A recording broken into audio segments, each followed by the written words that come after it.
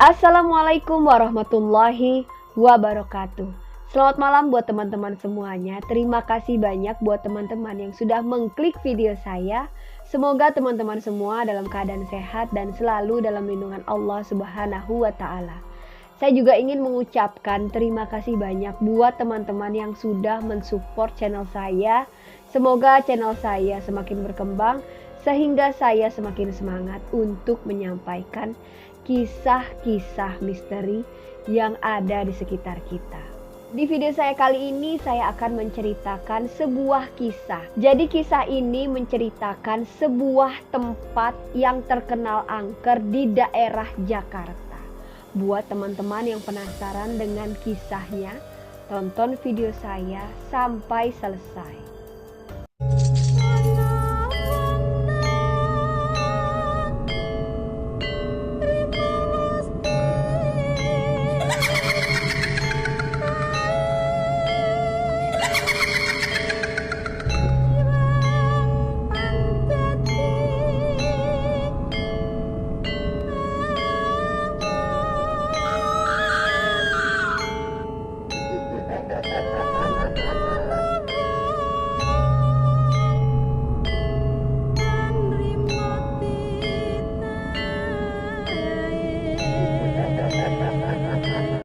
Pada video saya kali ini saya akan menceritakan sebuah tempat angker yang berada di daerah Jakarta.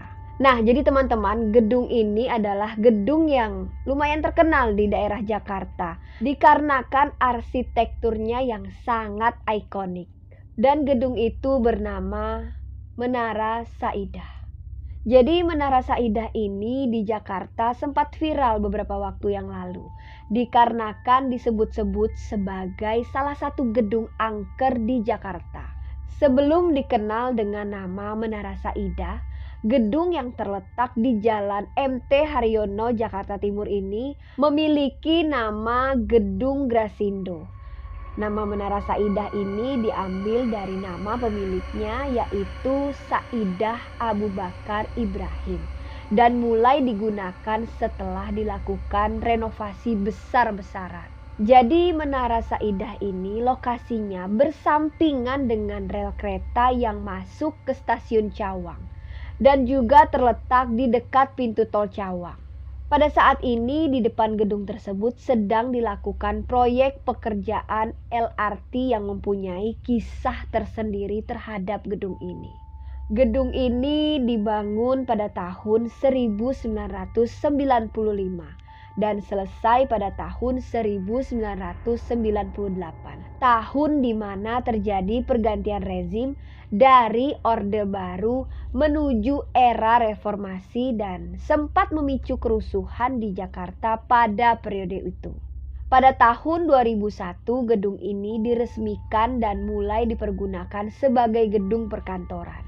Kementerian Percepatan Pembangunan Kawasan Timur Indonesia atau yang sekarang menjadi Kementerian Desa, Pembangunan Daerah Tertinggal dan Transmigrasi pernah menyewa salah satu bagian dari Menara Saidah ini untuk dijadikan kantornya di lantai 18. Dan gedung ini dibangun oleh PT Hutama Karya. Menara Saidah atau Gedung Grasindo merupakan gedung tinggi yang pertama yang dibangun oleh kontraktor ini. Nah, Menara Saidah ini memiliki 28 lantai.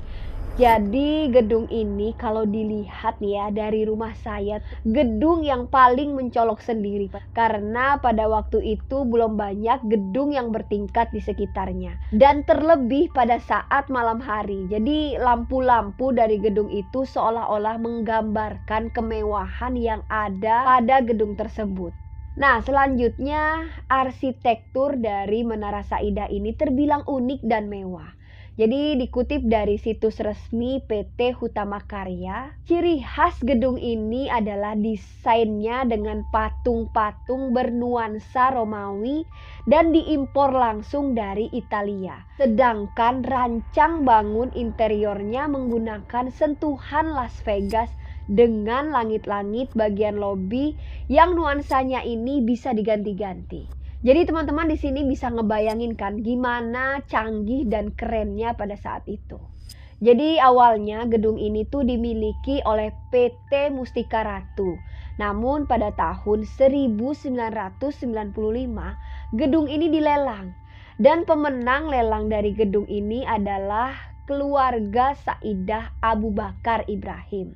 Setelah dimiliki oleh keluarga Saidah Abu Bakar Ibrahim ini, gedung yang tadinya hanya memiliki 15 lantai tersebut direnovasi dan dipertinggi menjadi 28 lantai. Dan biaya pembangunannya juga pada waktu itu menghabiskan sekitar 50 miliar rupiah. Wah, nggak kebayangkan duit segitu banyak pada tahun 1995. Bisa buat dibeli apa aja ya. Pasti teman-teman di rumah udah ngebayangin nih, 50 miliar kita bisa buat beli apa ya. Wah, udah nggak usah dibayangin deh ya. Nah, singkat cerita, jadi pada saat 2007 Menara Saidah ini terpaksa ditutup dikarenakan pondasi gedung yang ternyata berdiri kurang tegak. Bahkan bisa dikatakan miring beberapa derajat. Hal inilah yang membuat Menara Saidah ini ditutup dan bisa membahayakan keselamatan penghuni gedung maupun lingkungan sekitarnya. Bahkan ada salah seorang pengamat perkotaan yang mengatakan bahwa miringnya Menara Saidah ini sudah masuk ke dalam kategori gagal bangunan. Dan diduga karena adanya keteledoran saat pembangunannya. Sebenarnya nih ya, ada beberapa pihak yang berminat menyewa Menara Saidah ini. Salah satunya berasal dari universitas. Lokasi Menara Saidah ini memang sangat strategis, jadi sangat cocok digunakan sebagai gedung perkantoran maupun dimanfaatkan untuk kepentingan lainnya. Namun tidak ada penawaran yang disepakati karena pemilik awal gedung ini tidak bersedia menunjukkan gambar struktur dari gedung tersebut. Karena tidak beroperasinya gedung tersebut, mau tidak mau berdampak kepada orang-orang yang bekerja di dalamnya. Baik dari level pimpinan sampai dengan cleaning service terkena pemutusan hubungan kerja atau PHK. Jadi setidaknya hingga tahun 2012, ratusan orang yang pernah bekerja di gedung ini belum memperoleh pesangon. Dan pada tahun 2012 itu juga akhirnya pengawasan atas Menara Saidah tersebut diserahkan kepada pihak kepolisian oleh pemilik gedung. Polisi selalu berpatroli dan memeriksa kondisi gedung agar tidak disalahgunakan oleh pihak-pihak lain. Dan dikarenakan sudah sekian lama tidak digunakan, kondisi Menara Saidah mengalami kerusakan di sana-sini. Dari mulai jalan akses masuk dan keluar gedung yang sudah rusak, sampai dinding gedung yang sudah mulai keropos. Ruangan di dalam gedung pun gelap gulita dikarenakan tidak ada penerangan. Jadi bisa dikatakan Menara Saidah ini sudah terbengkalai lantaran semakin tidak jelasnya status gedung ini. Dikarenakan semakin terbengkalainya gedung ini, masyarakat yang tinggal di sekitar gedung merasa khawatir dan takut terjadi hal-hal yang tidak diinginkan. Nah, teman-teman, dikarenakan sudah sekian lama gedung ini kosong, menyebabkan gedung Menara Saidah ini menjadi angker. Jadi, berikut saya uraikan kejadian-kejadian atau kisah-kisah mistis yang terjadi terkait dengan Menara Saidah ini. Yang pertama, penampakan wanita berbaju merah. Banyak orang yang mengklaim pernah melihat sosok penampakan wanita berbaju merah atau bergaun merah ini di lantai 3 gedung tersebut. Penampakan hantu perempuan berbaju merah ini merupakan kisah yang paling terkenal di gedung Menara Saidah itu. Jadi hantu perempuan berbaju merah ini pernah menampakkan diri ke salah satu security di gedung menara itu. Hantu perempuan berbaju merah ini pernah menampakkan diri dengan cara meminta bantuan salah seorang satpam atau security untuk diantarkan ke lantai 13 di gedung itu. Kejadiannya itu terjadi pada malam hari. Jadi pada waktu itu ada 2 orang security atau satpam yang sedang berjaga di lobi depan gedung itu. Jadi tiba-tiba ada seorang wanita muda yang cantik dan pada saat itu menggunakan baju berwarna merah. Dan sosok wanita itu tiba-tiba saja menghampiri salah satu security yang sedang berjaga pada malam itu. Sosok wanita muda ini minta diantarkan ke lantai 13 untuk menjumpai temannya yang sedang lembur di gedung itu. Jadi memang pada saat itu kondisi gedung ini sudah mulai sepi. Banyak kantor yang sudah tidak menyewa gedung itu dikarenakan memang alasan keselamatan. Namun masih adalah beberapa kantor yang beroperasi dan menghabiskan sisa kontrak mereka pada saat itu.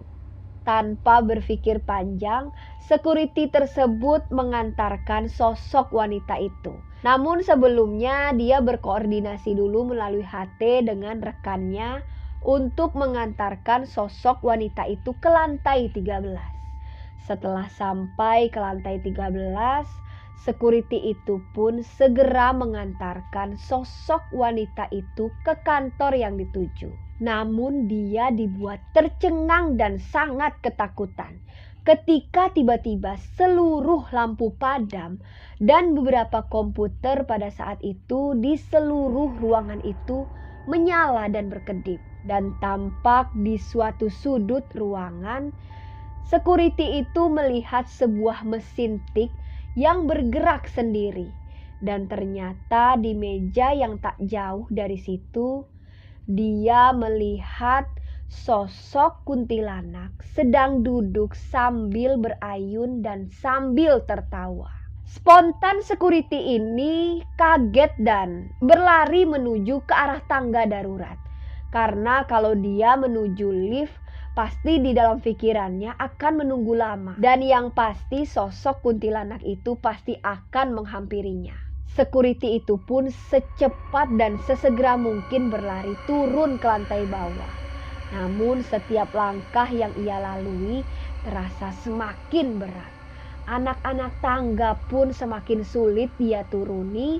Dan di saat itu security ini merasa sangat terkejut saat tiba-tiba sosok kuntilanak itu sudah berada di hadapannya.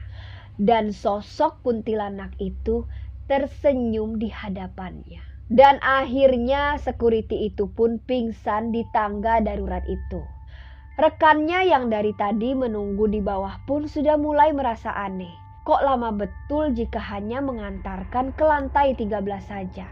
Dan akhirnya setelah beberapa kali menghubungi via HT dan tidak ada jawaban dari rekannya itu, akhirnya dia pun menyusul rekannya tersebut ke lantai 13 bersama security yang lainnya.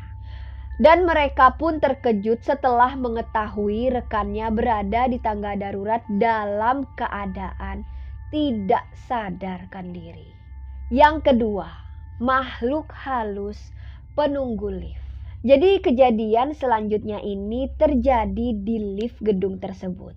Gedung ini tuh juga dikenal lantaran lift yang berjalan sangat lambat meskipun sudah diperbaiki beberapa kali. Dan kabarnya lambatnya lift ini dikarenakan adanya makhluk halus yang menghuni lift tersebut. Jadi suatu waktu ada seorang karyawan yang harus kembali ke lantai tempatnya bekerja dikarenakan ada barang yang tertinggal pada waktu itu. Setelah mengambil barang yang tertinggal di lantai tempat dia bekerja, karyawan tersebut akhirnya turun menggunakan salah satu lift yang ada di sana. Namun hal aneh pun terjadi pada dirinya, di mana pada saat dia berada di dalam salah satu lift itu, pintu lift tersebut selalu terbuka dan tidak mau tertutup. Setelah beberapa waktu, Akhirnya pintu lift pun berhasil tertutup dan mulai bergerak turun ke lantai-lantai yang berada di bawahnya. Namun keanehan selanjutnya pun terjadi. Ketika baru turun satu lantai, pintu lift tersebut tiba-tiba terbuka dan tidak mau tertutup lagi. Dikarenakan sudah menunggu agak lama, akhirnya karyawan tersebut memutuskan turun melalui tangga darurat. Namun keanehan pun kembali terjadi. Ketika karyawan itu turun dan sampai di lantai yang berada di bawahnya, di situ dia melihat di hadapannya lift itu pun ikut turun ke bawah, dan hal ini ditandai dengan terbukanya pintu lift ketika karyawan tersebut sampai di lantai berikutnya. Jadi dia melihat di hadapannya pintu lift yang selalu terbuka ketika dia sampai. Nah, jadi teman-teman, seperti main kucing-kucingan. Begitu karyawan itu turun sampai ke lantai yang di bawahnya, lift tersebut turun. Pada saat sampai di lantai itu, pintu liftnya terbuka. Dan dia pun turun lagi ke lantai yang bawahnya. Liftnya pun ikut turun dan pintu liftnya pun ikut terbuka. Dan hal itu terjadi sampai ke lantai bawah.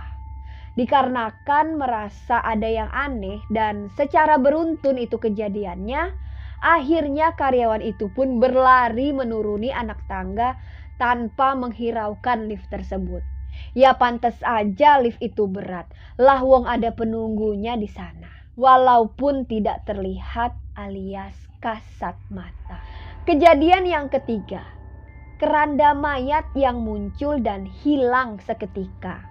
Nah, jadi ini tuh dikisahkan oleh sekelompok pemuda yang ingin menguji nyali di gedung tersebut. Pada saat jam 7 malam, pemuda tersebut menaiki lift dan menuju ke lantai 3. Pada saat sampai ke lantai 3, sekelompok pemuda yang ingin menguji nyali ini pun dibuat terkejut dengan adanya keranda mayat yang tepat berada di lantai 3 tersebut. Bukan hanya melihat keranda mayat, pada saat yang bersamaan sekelompok pemuda itu pun melihat bayangan perempuan ketika pintu lift terbuka.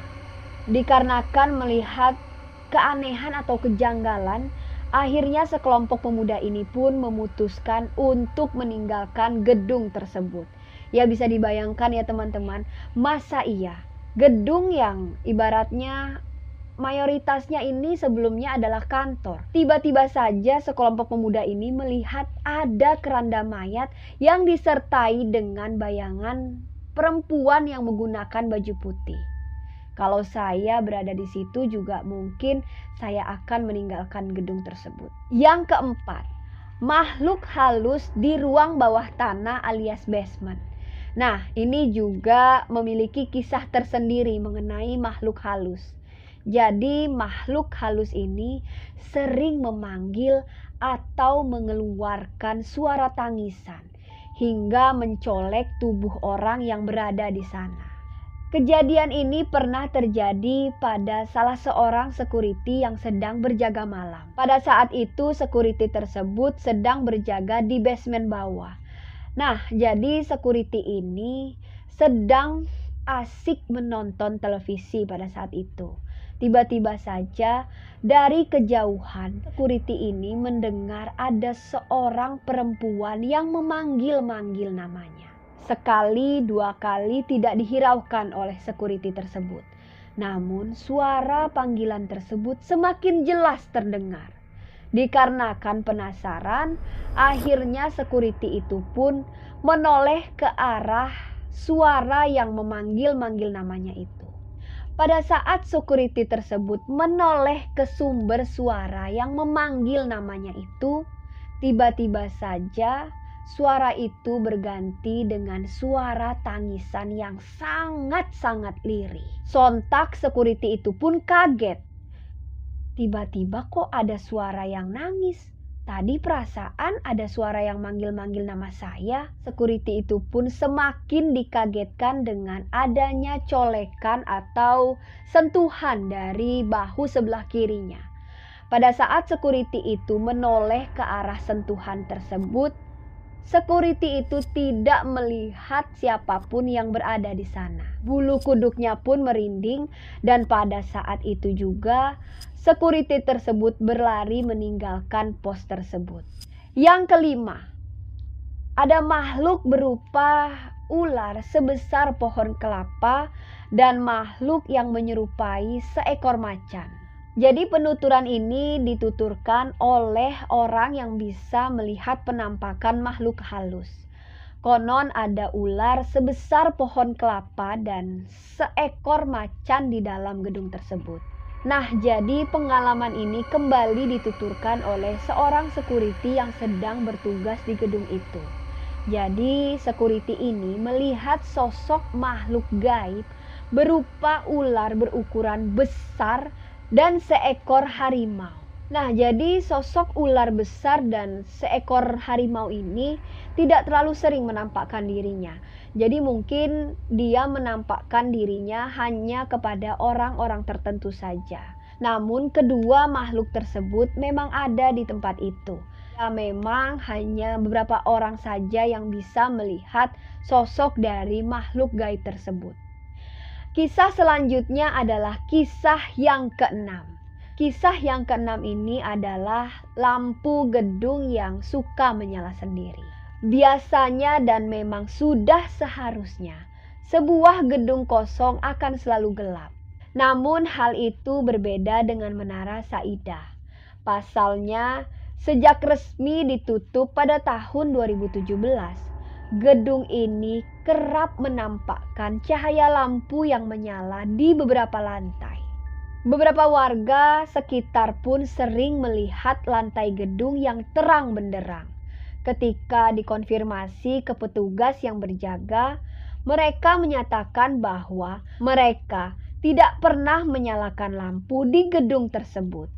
Apakah mungkin yang menyalakan lampu-lampu tersebut adalah makhluk halus penunggu Menara Saidah? Dan kejadian yang ketujuh adalah ojek online yang memperoleh orderan dari Menara Saidah. Kejadian selanjutnya dialami oleh salah satu ojek online yang beroperasi di daerah tersebut.